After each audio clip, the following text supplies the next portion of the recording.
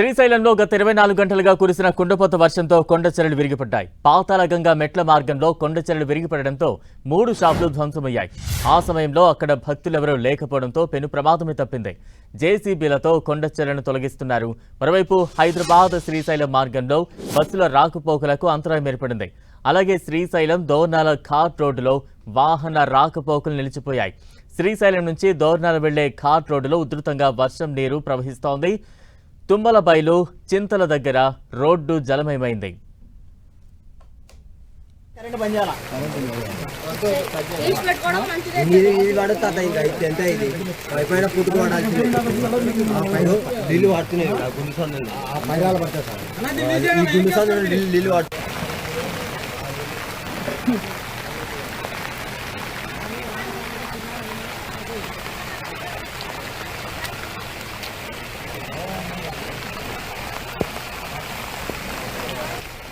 ఇది